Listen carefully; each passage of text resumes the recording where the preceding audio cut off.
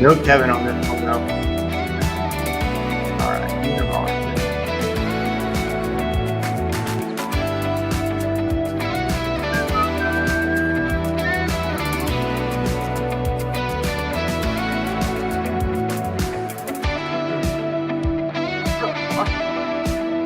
It's like I'm always eating. I didn't even see it. There we go. Awesome. All right, so we got that counter out of here. Welcome to, hold on, let me get this out of here. Remove, boom. All right. Welcome today, everybody. Thank you so much for joining. My guest is Ian of Austin, fellow agent, fellow YouTuber, and agent tuber, right? We're going to go with agent tuber. Yeah, agent tuber. I like that. I like that. Yeah, I like that. So here's the deal. On this channel, we like to talk about what's going on in real estate, what's going on in video. And so I love this channel for that reason. So Ian, welcome to the channel and welcome to Real YouTube Mastermind, man. Appreciate it, man. Thank you. Thank you for having me on. This is the second time, right? Second time. Yeah, we did this a while ago. And look, just for you, I got my doodle mug. Nice. Like that's actually pretty classic. That's classic. So in the comments below, make sure you drop in your YouTube channel. We will review channels here in a little bit. But let's start with this. Ian, you've been in the business how long, and how long have you been using YouTube in your business? Okay, so I've been in the business probably like 6.5 years. Now, when you say how long have I been using YouTube, that's kind of a trick question, and we'll get into that more later. But let me just say I've been using it good for like a couple months. But I've been using it since 2016 or 2017. Yeah, so using it good is the whole purpose of this channel today. So here's the deal. You know, you're in a market with a lot of different agents, you know, saturating the market right now with YouTube content. I didn't realize how many people were in there until I just typed in Austin real estate on one of my other channels, and everybody with a camera is shooting. So you have channels like mine, you have other people that 6,000-7,000 subscribers. There's one guy with like 15 that hasn't listed a thing in a while. Yep. So for you growing a channel in a heavy market like this, and this is what, you know, other people are going to run into when they're starting a channel, they might have a bigger channel. What are the challenges for you, and what are some things you're doing to overcome those? I mean, part of it is partnerships, like with you and the Real Amigos podcast. That's a really good example of one. We're all in the same market together. We all have the same Zillow profiles. We all have the same websites. We all have the same access to the MLS. So really, it boils down to personality, knowledge, and then just your willingness to share and vibe with people. And so, yeah, like you and I, we do a lot of stuff together, and it has helped tremendously. I do the same thing with other realtors. And then as far as whenever I'm creating a video, I try to make sure that I do it differently from anybody else. That's huge. I don't want to copy anybody. So yeah, that's a good point, right? So everybody's afraid to do video because, or some people might be afraid to do a video because they might be seen as copying somebody else. How are you watching other people's content and going, all right, I was going to do a video about this, but I'm going to make it my twist? How does that work when you have a lot of competition in the market? Yeah, it started off where I was like, okay, what I'm going to do is I'm going to look and see who's I really like, and then copy that like as much as I could and try to make it my own. And now I just look for things that resonate with me and things that I want to talk about that I already have experience with. And I kind of focus on those. And then from there, I can move into like article conversations and move into some other videos that other people are doing and just put my own spin on it. Really, it's focusing on making sure the content is good and seamless first and foremost. That's been my struggle throughout the couple of years. So let's talk about your struggle. So your channel, let's bring it in here real quick. Your channel's about 2,100 subs. What are some of the things that you've done wrong on your channel and that you're changing right now to get your content better? Listen, man, I have a whole list. I have a whole list of things that I've done wrong. I wrote it down in prep for this video. There are 8. And let me start off by saying, I started off with videos that were not even public. So I would send videos to people never listed that were just to talk to them. like early on YouTube, right? So, or early to me, right? So 2017, I would have a video saying, hey, I noticed that you were interested in this house. Do you have any questions or something I can answer? Good talking to you, you know? And that would be a YouTube video, but I never listed it. And it didn't make any sense either, right? It was just an easy way for me to send it out to people. And then it moved on to things like creative. I got way too creative, and I'm super technical with things. And that started to slow me down a lot, right? So I had some 360 videos that I had done, and those were fun, but I had more complaints than I had success from it. Had some views going on.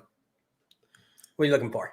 No, I'm just looking at your channel, man. Your thumbnails are getting a lot better, especially these ones with these 3 dudes. Yeah, especially those. Well, like you said, getting better, and it took a long time to sit down and kind of like tell myself that. That was another part of the process. Like a lot of it was, I just want to do it. I want to do it all. I want to do this, and I want to, you know, be everywhere. And then it became, okay, how do I just get better at this? Yeah. And how did you get better at that? Well, a lot of it was listening to a lot of people that are doing well in the space, and then kind of turning it into my own thing, right? So like I had seen him. You see that bottom left, that Austin market bleeding? That's really horrible. Don't click it. Don't click it. I'm just saying, it was my attempt. I was like, oh man, I want to make a music video. It's really bad. But really focusing on, like I said, thumbnails, focusing on the content, the speed of delivery. You know, it's a big deal because I speak slowly, naturally. I have a slow cadence. And so learning to speed that up on video actually changed the audience and the engagement. Yeah, in fact, I gotta say, you know, I don't watch your channel just because, obviously, I mean, one negative thing that I think some agents don't realize is that if you share your videos, like this is a channel dedicated to helping realtors, right? But Yeah. if you share your channels with other realtors and realtors are watching, it confuses the audience. So I try not to watch your stuff, but I watched the last one you did on Zillow, and I was like, holy crap, this guy is talking faster. He's looking better on camera. Just your setup had changed. So yeah, I got to say, man, you're changing your delivery actually had me more engaged in your older stuff. Yeah, it's one thing to like be yourself, and it's another thing to like be yourself, but like you're excited and talking to someone else. Yeah. Right. So if you're meeting a client for the first time, you don't go, hey, how's it going? What's going on? Right. You put your energy into it. And so putting that energy into it really does translate. I don't know that people really catch that. They're so focused on everything else. What am I saying? Do I look good? Is my, you know, hat on right? That kind of thing. How's my hair? Right. Yeah. So let me ask you this then. What were some of the like we talked briefly about some of the mistakes, but what are like some of the biggest mistakes you were making? Okay. So there's a huge one. Like I said, I'm really nerdy, and I like the things. I like cameras and equipment and all that sort of stuff. And I like being overly technical. So one of the big issues is I was putting non-real estate related content on my channel. Like I put a video on Zoom. It was about how to use filters on Zoom, like how to make yourself look better on Zoom. And that thing got like 75,000 views. And I was like, okay, well, that's not real estate, but I like the views. And then you start to realize the views don't actually matter if they're not related to your content. Right. So people basically YouTube was confused with thinking that you were a tech channel, not a real estate channel. And then did you remove those videos or did you leave them up? Well, that was actually something that you and I had talked about. I left that video on probably up until about 2 months ago, something like that. Like I didn't want to let it go. I was like, these things are getting me lots of views. I'm making money off of them, you know, because I've been monetized for a while. It wasn't worth it, really. So now I'm like fitting back into my niche, right? So that's been huge.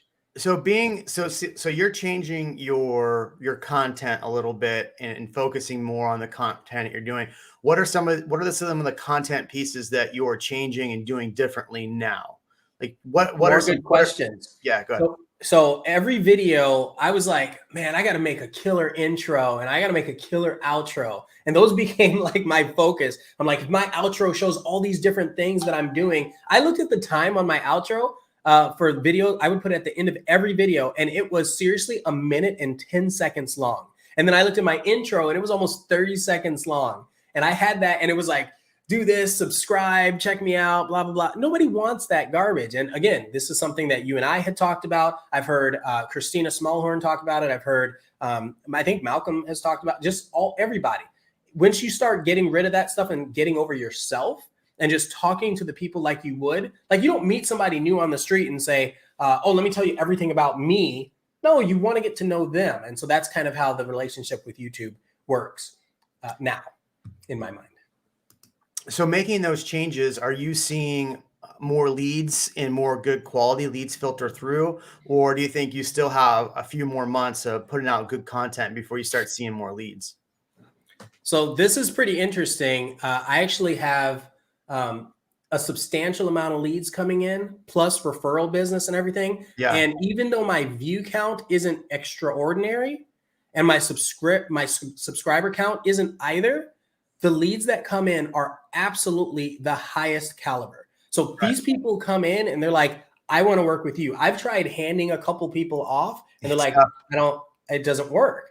Yeah. It's just crazy. It's like they feel they know me and they only want to work with me. And so, yeah, I've had a lot of leads and they've been the utmost quality. It's great.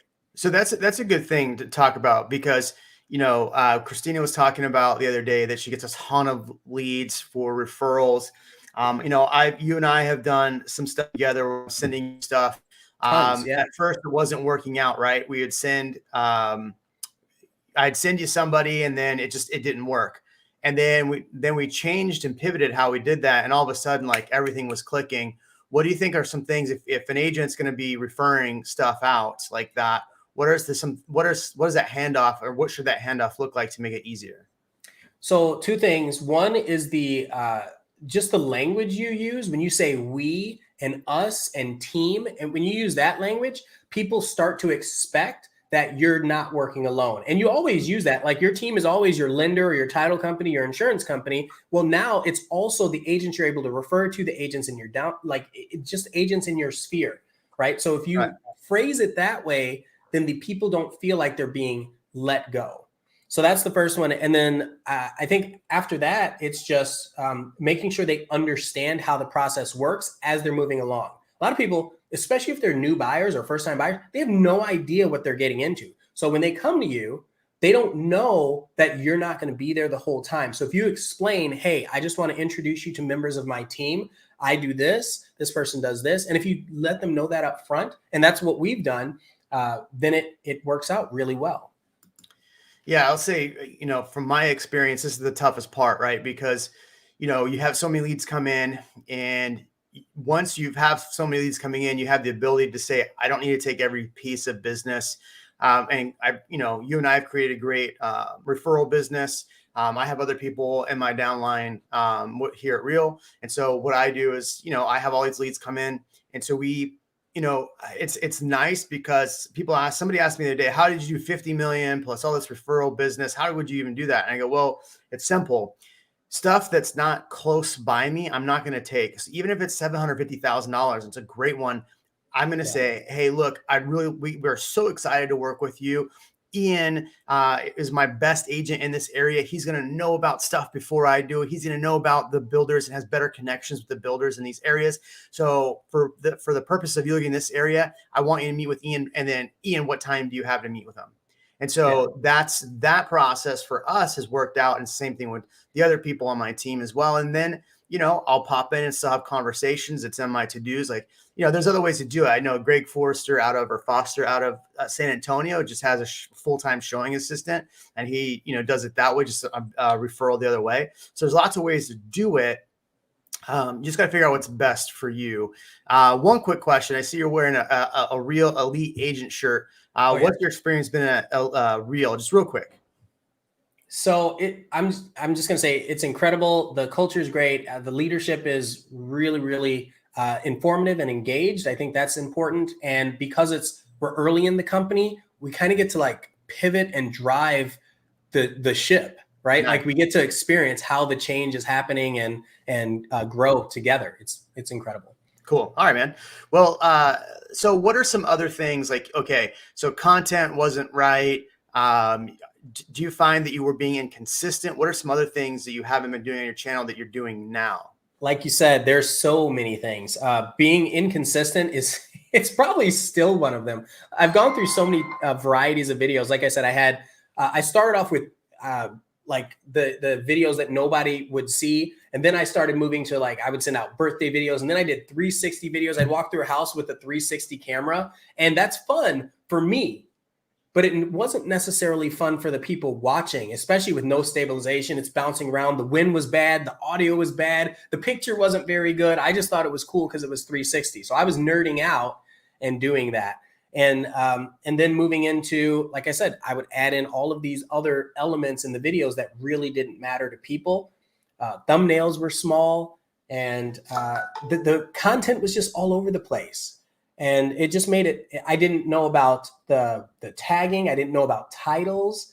I was just putting content out for the sake of, just to say that I was doing it, not understanding what I actually wanted to do to grow. I was just kind of being myself and being a nerd.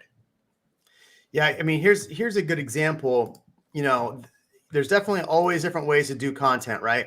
And so, oh, there I am. Yeah. There's always different ways to do content. Am I on the right one here? Yeah, I think so. Another big one was time, right? So I was focused on all of the rules. Like you have to ask for subscribe. You have to be a certain amount of time. And it just, that's the kind of stuff that doesn't really end up being any benefit. It's really understanding like what you're delivering and to who, and that becomes the benefit. Well, that's a good, okay. So that's a good point to pivot here too, because we're always told to have calls to action, right? And what's your calls to action, and what do you know, how are you going to get business from it? How are you going to ask for business from it? You know, how are you going to get subscribers? So what your experience has been and what I'm hearing is that the more you asked for something, the less you got it in return. Nobody likes a beggar. Yeah. Like not really. Right. Like, so we're in Austin, and there are like, we both see it. There are a lot of people that are not very fortunate, and they're living on the streets. And so like, if I see a sign that says, I need $1, maybe I'll go to Mars one day. I'm like, okay, I'll probably give them $1 because it's funny, right? I enjoy it. They brought me people that are juggling, people that are working, but somebody's just sitting there saying, give me money. It doesn't feel as genuine. And it's kind of the same thing I look at on YouTube. If that's what I'm doing, or that's what I was doing. I was like, hey, subscribe and like and comment and everything. And I'm telling them to do all this. They don't even know me. Yeah. You know, they don't know me yet. I love that. If you want to see me go to Mars, subscribe to my YouTube channel. I like that. That's a better way to do it. I mean, and that's fun. You can play into it. There are people that do that really well on YouTube, and they just, you know, they pepper in some jokes and stuff. So it's fun. And that's a great segue. You know, everybody thinks that they need to be perfect on YouTube. What about your personality? Do you think people should just be themselves on camera, or what do you think they should do as far as change up how they are, or how would that come off? I would say speak to the camera like you would speak to someone that you were trying to sell a house to in real life. That's it. But be happy about it. Like take what you know, who you are and what you do, and then just be happy about it. And if you're normally like a grumpy person, I guess that's fine, because people are already experiencing that. But if you're not selling any houses, that might be the answer. Yeah. Right? People are going to be attracted to you for the things you know, the type of person you are. And hopefully your personality is positive. I think a lot of times that helps. Cool. All right. What other advice do you have for people that are trying to grow their YouTube channel, especially realtors? So there's so many things. So like you had already mentioned, you touched on not having other realtors watch your channel. That was also a big mistake of mine. I was like sharing it with people. I was like, hey, look at my stuff. Look at me. Like, I want you to see me. Like, I need views. I need views. I need views, right? And that's the thought. The thought was, if I get more views, then I get more subscribers and I get more business. That might work a little bit for referrals, maybe, and that's helped. But what you don't want is your audience to become realtors on a channel where you're trying to meet clients. Right. It just doesn't work, man. So I stopped doing that. I stopped sharing it on all the other websites, like taking my video and putting it on, LinkedIn or Facebook or whatever. Every once in a while I might, but I don't do that all the time anymore. It also depends too on your audience. I know I take this channel and put it on Facebook groups Right. for But this is for realtors because realtors. that's what it's for. For at a certain point, I won't do that. Right. I think my whole purpose of this channel, and I hope people can understand this, is that I hate. Everybody's different, but those agents that are out there that want to make money off of other agents by selling a program, that's perfectly fine. It's just not my style, and Yeah. so I don't want to sell anybody anything. I'd rather come and help. And so that's the whole point of this channel, is just to help. People come ask questions. I'll give what I've learned and bring on people that have learned something that I haven't learned and talk about those things. So that's what this whole channel is. And so as I grow this channel, I'd love to get to monetized. And then once I'm monetized, then I'll stop posting this places because I don't want to, it'll grow faster than what we're doing right now, posting it. So you are 100% right. And I am doing the wrong thing by posting this in all the Facebook groups. So Ian's That's just a slapping my hand on this kickstart. channel. Yeah. That's This just a channel's not kickstart. about being perfect. This channel is about having fun. Well, it's having fun. So like that also brings me to like ads. There are a lot of people that are out there and they're either pay, like I've seen people pay for views. I've seen people pay for ads for a certain video. And I think it goes back to what you were just saying. It's good to get a number to go up, but might not be good for actual conversion rates. And that's been my recent focus. Let me just focus on conversion rates. I don't care about anything else. Right. Right.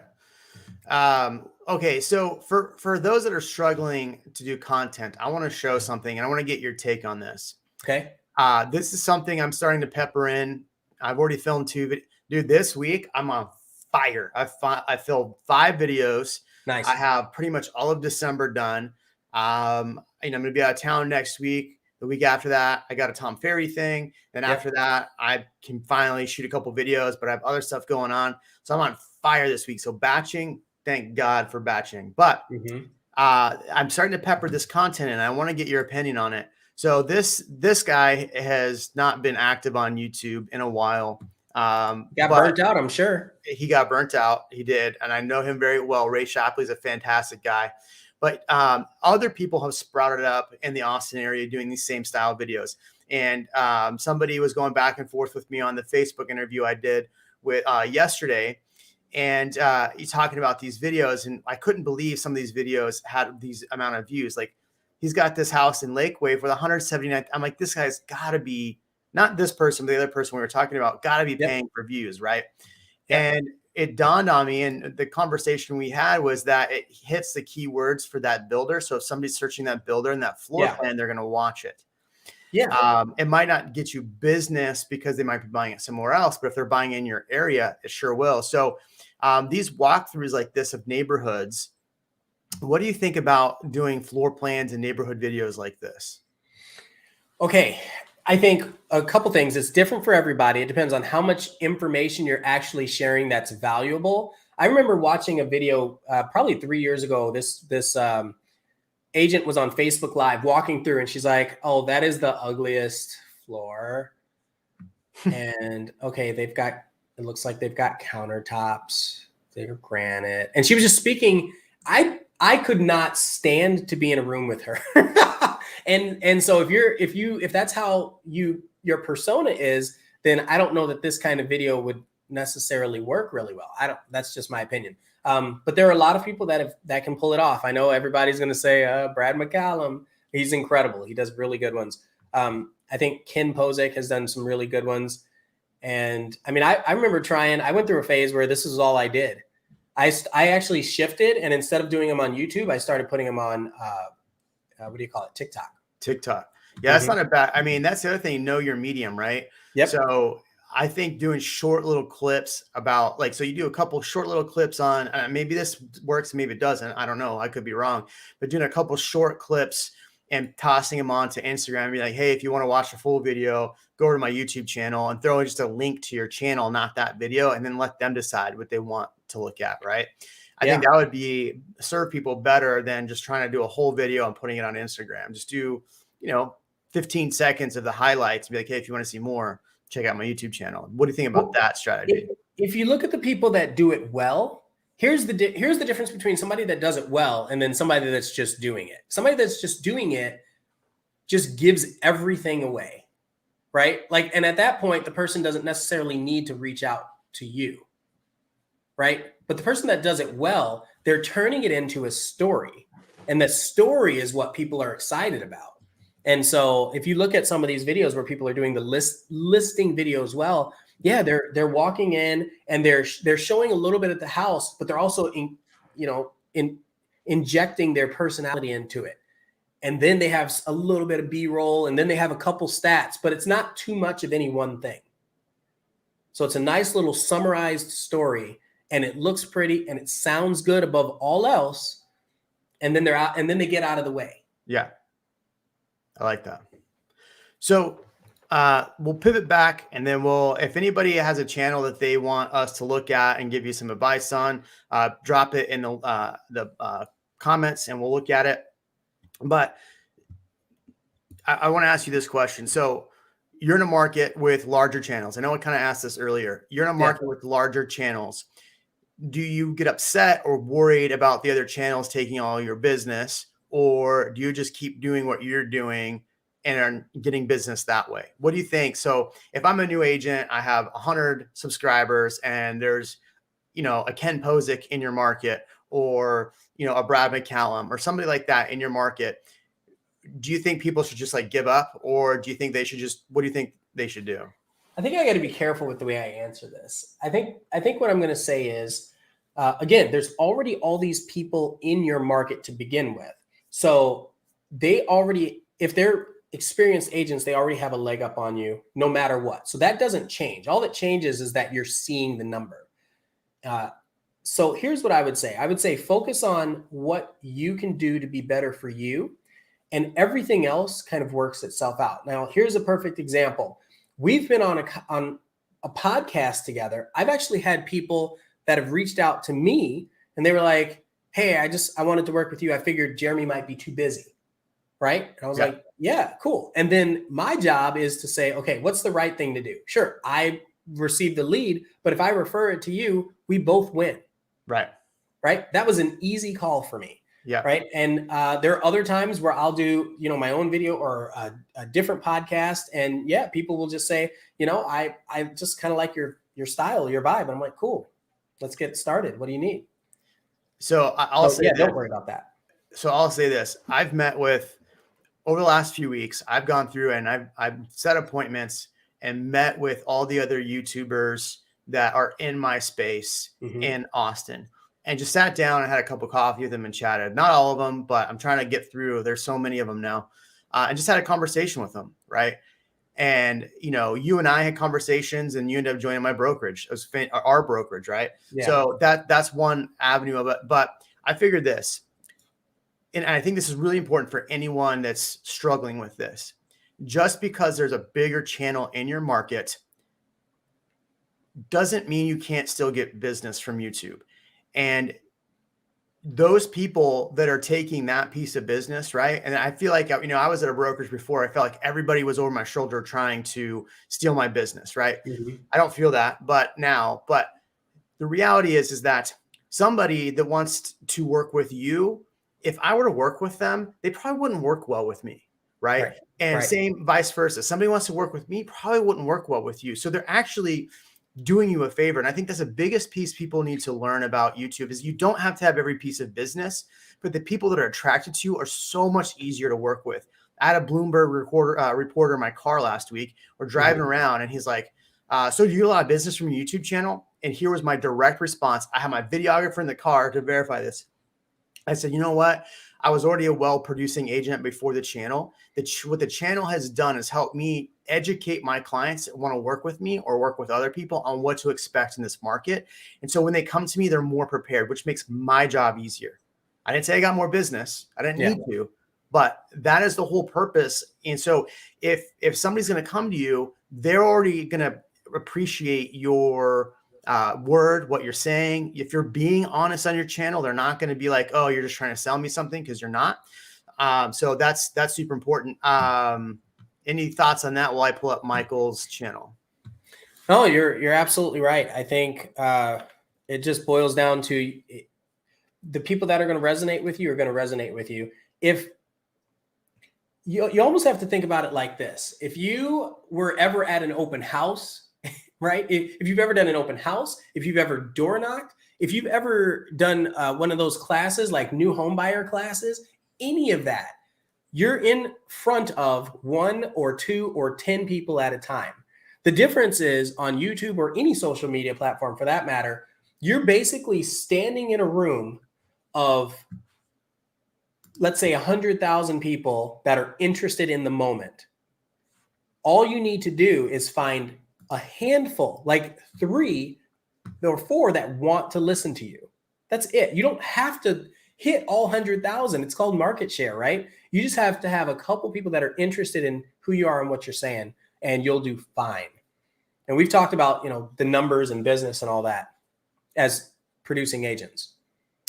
So, yeah, and I totally agree with you. So we got Michael Sanders in Raleigh here. Michael, I'm curious, are you seeing 1,000 subscribers?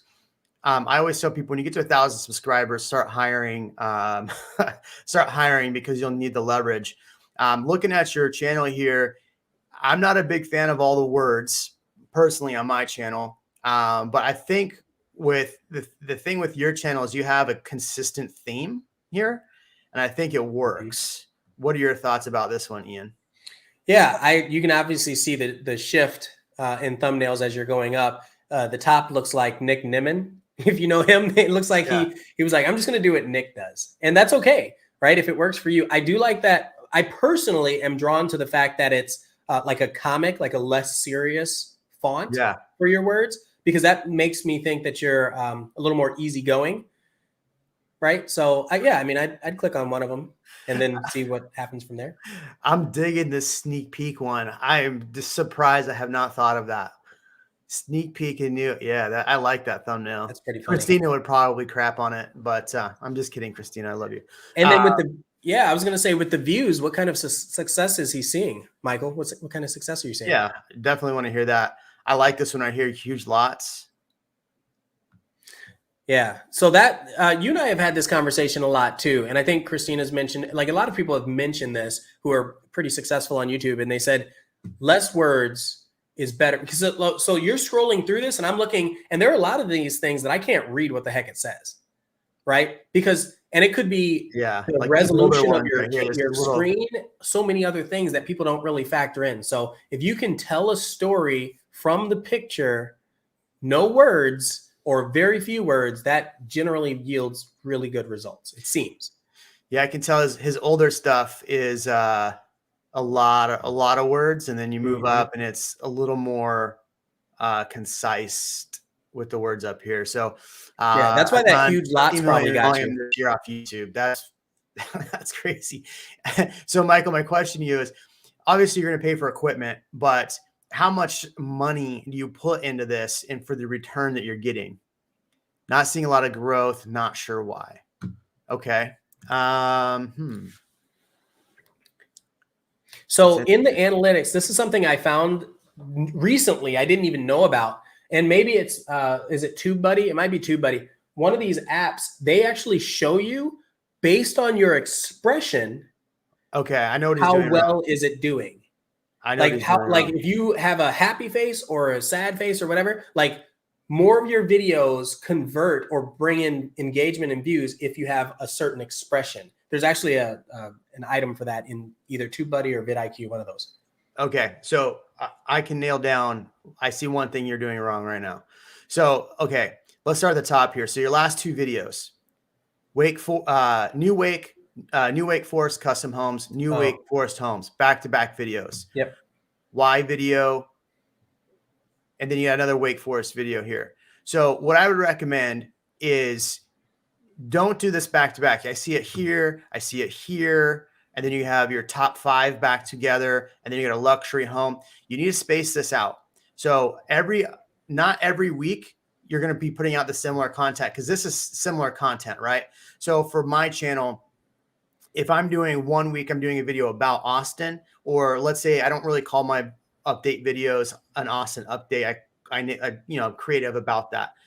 The next week, I'm doing a video about maybe a new build community. The next week, I'm doing a video on maybe a suburb. And the next video I'm doing on like what's coming to Austin or what's new. So I don't keep it the same. Like I'm never putting out a very similar title. In fact, I filmed 2 videos this week about the worst about Austin, worst suburbs, worst neighborhoods. My worst neighborhoods went out this week. In 4 weeks, I'll put out the worst suburbs because that's 2 of the same thing. So space out what your content is. So do a home walkthrough and then maybe talk about the market on the next one and space it out. So it's not the same thing week after week after week, because this video is hurting this video's views, right? Which is hurting this video's views. All 3 of these, if you think about that, that's 1,000 views right there that should have been on one video and could have been on one video.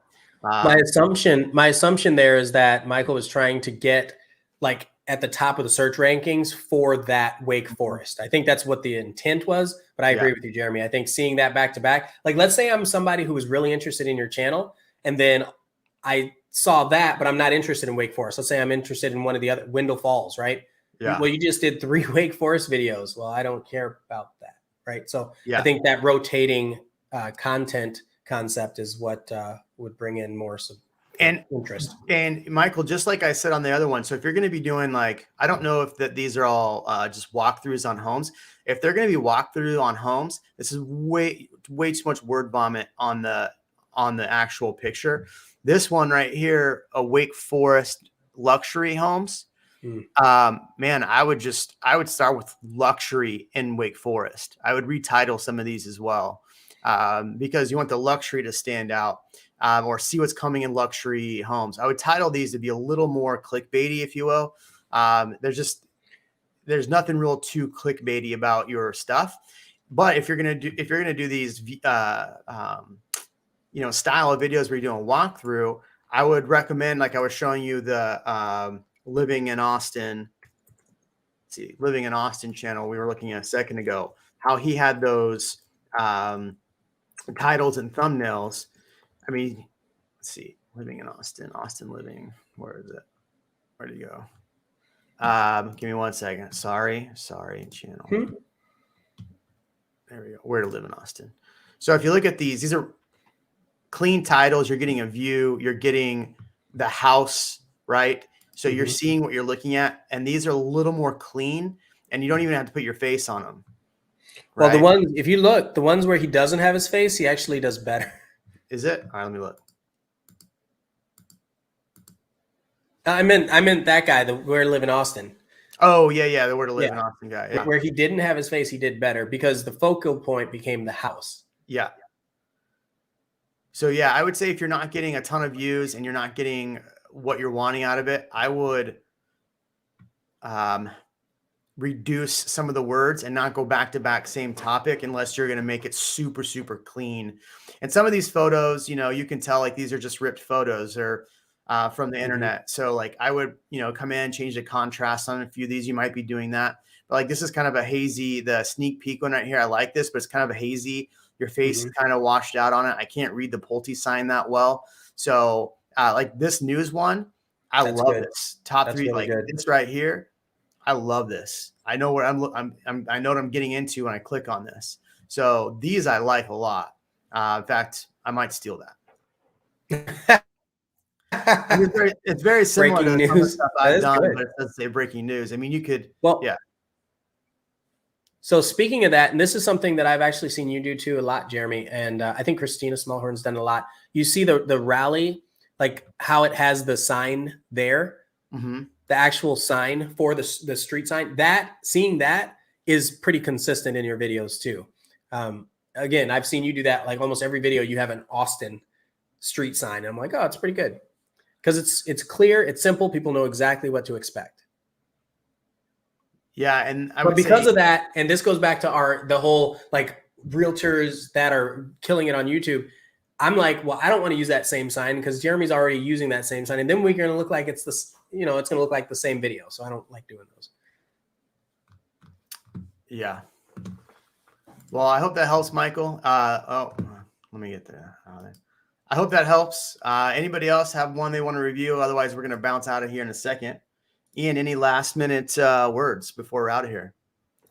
Yeah, I would say another big thing that ends up being kind of a detriment is focusing on like the technology of it and the how to, and not just getting some content out. Because I had done that for so long where I was like, oh man, if I don't have this intro, if I don't do this just right, or I don't, then I can't publish a video. And I did that for a long time. In fact, when can you say it? When the pandemic happened, I can say that. Yeah, you can say when the pandemic happened, that's what I did. I actually kind of got burnt out, and I was like, man, let me just focus on the business that I have and stop putting out videos. And it's funny because that's when you shifted and you started putting out way more videos, like way more videos. And so that really killed my opportunity to grow. But also I was burnt out, and it was because I was so focused on like all of the gear, and I'm still, I'm still doing that. I love the gear. I love doing the editing myself. I do all that, but huh? Yeah, you're a gearhead. Yeah, I'm a gearhead. Yeah. So, but that what that does is it eclipses me putting out content. So that's the real problem. So I'll say this to anybody: you're gonna get to, when you're putting out this much content and you start getting a lot of business and you're running around, like there's easily a burnout period. Mm-hmm. You're going to have to find leverage. And that's why I say when you hit 1,000, start bringing on, agents that you can refer to, or, they're on your team, because you're going to get too busy to do the thing that's making you money. And that's YouTube. And you're going to get burnt out from that too, because you're running around like crazy. So I definitely say leverage yourself a little bit. Yeah, it's going to cost you more money, but that gives you more time to put it back into making videos in YouTube. I'm very consistent about what I do. I know I have to have my video filmed, so what I do now is I film my video, unless it's a neighborhood video where we walk around. I film my talking head video. I cut it down to the 8 minutes myself. So, it takes me 30 minutes to shoot. Obviously, it probably takes me 2 hours to come up and write up what I'm going to do. And then from there, I send it over to my editor and just say, throw in all the B-roll. That saves me so much more time where I'm a little less burnt out, because I was spending my Sunday mornings all morning, 10 hours a day on Sundays, editing videos. And, I missed the snowpocalypse with my son because I was editing a video all day. So I definitely recommend that if you're going to find an editor and do an editor, do that. It's going to cost you money, but think about how much time you're leveraging out to do other things. So that's my only advice there. That's good. I think I've heard a couple conversations where it's like, you do want to get to the point where you can hire an editor, but also knowing what you want your editor to do. Yeah, that's really important. And I haven't, because I still haven't found like, oh, I really like this, and I want to put this in everything, like a pattern, a consistency pattern. Once I have that, then it makes sense to say, okay, editor, this is what I want my videos to really look like, in my mind, right? Yeah, no, I'm with you, man.